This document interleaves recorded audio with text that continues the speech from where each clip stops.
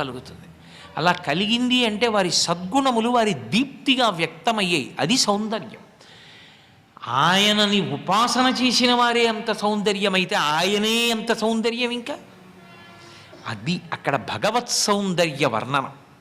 అది ఇలా ఉన్నాడు అలా ఉన్నాడని వర్ణించకుండా పూతన నోటి వెంట చెప్పించారు పోతన గారు.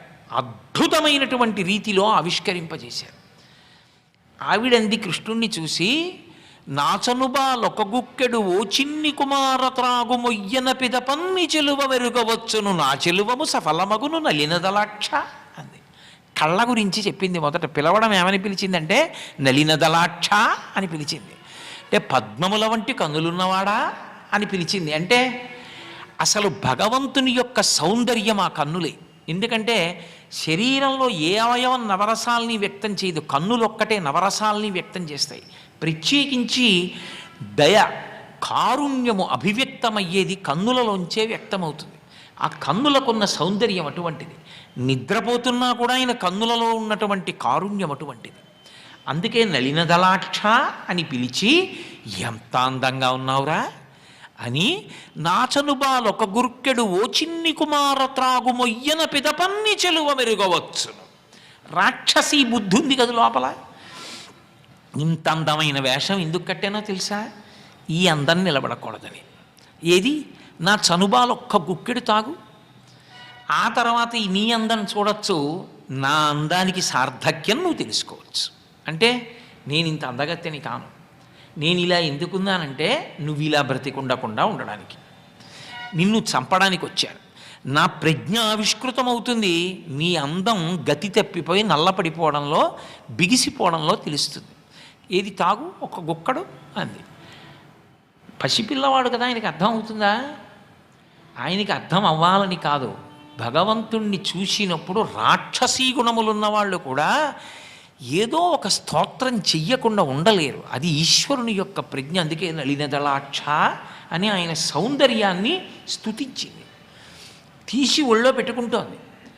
గబగబా పరిగెత్తుకొచ్చారు. అక్కడే ఉన్నారు ఆ బలరాముని తల్లి, కృష్ణ పరమాత్మ యొక్క తల్లిగా ఉన్నటువంటి యశోద, ఇద్దరు రోహిణి పరిగెత్తుకొచ్చారు. అయ్యో అయ్యో అయ్యో, అతను మా పిల్లవాడమ్మా, యశోద యొక్క స్తన్యము నుండి స్రవించిన పాలు తాగుతాడు తప్ప ఇలా లోకంలో ఉన్న అందరి స్త్రీల పాలు తాగడు, విడిచిపెట్టు విడిచిపెట్టు అంటున్నారు. ఆమె గబగబా పిల్లవాడిని సంహరించాలని తన యొక్క కంచుకమును పైకెత్తి స్తన్యమును కృష్ణ పరమాత్మ యొక్క నోటిలో ఉంచింది. ఆయనెంత తమాషా చేస్తాడు, ఆయనేం చటుక్కుని చంపడం. ఆయన పసిపిల్లవాడు గాఢ నిద్రలో ఉండగా అమ్మ నిద్ర లేపేసింది అనుకోండి, ఏదో తొందరగా వెళ్ళాలి ఎక్కడో శుభకార్యానికి, మళ్ళీ గంట పోయే వరకు పాలివ్వడానికి ఉండదు పిల్లాడికి, పాలిచ్చేసి వచ్చేస్తానని పరమ ప్రేమతో పాలిచ్చే అమ్మ ఇచ్చేటప్పుడు అంత నిద్రపోతున్నవాడు ఎలా లేస్తాడో అలాగే లేచాడు కృష్ణుడు కూడా.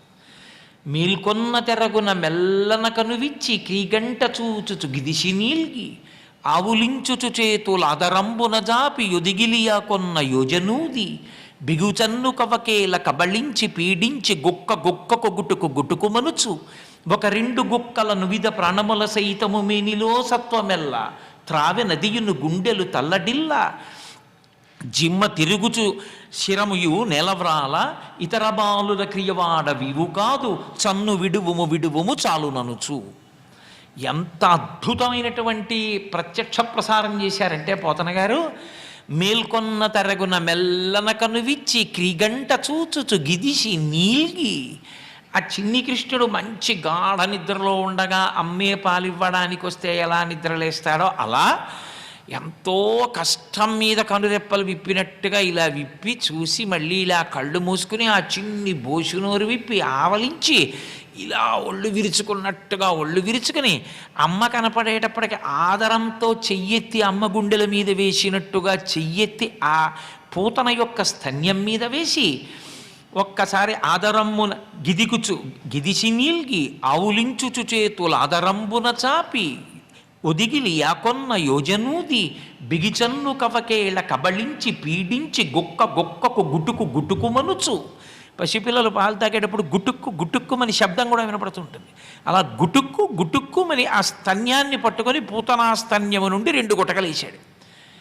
ఇప్పటి వరకు 2 గుటకలు కాదు, అసలు ఆ స్తన స్పర్శ కలిగితే పనడిస్తారు పిల్లలు. ఈయన 2 గుటకలు వేశాడు.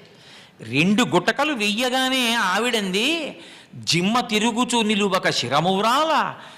జిమ్మ తిరిగిపోయి ఆవిడికి తల నిలబడక ఇలా పడిపోతూ, ఇతర బాలుర క్రియవాడ వివు కాదు, అయ్యబాబోయ్ మిగిలిన పిల్లల్లాంటి వాడివి కాదురో, ఇదేమిటి నా ప్రాణాలు పోతున్నాయి, నువ్వు పాలు తాగితే చన్ను విడువుము విడువుము చాలు ననుచు, తాగద్దు తాగద్దు వదిలేయి వదిలేయి అంటోంది. 2 గుక్కల నువిద ప్రాణముల సైతము మీనిలో సత్వమెల్లా. పూతన అనబడేటటువంటి ఆ రాక్షసి యొక్క శరీరంలో ఉన్నటువంటి సమస్త శక్తులను ఒక గుటకలో తాగాడు. ఆమె ప్రాణములను 2వ గుటకలో తాగాడు. ఇప్పుడు ఆవిడ నిజ శరీరంతో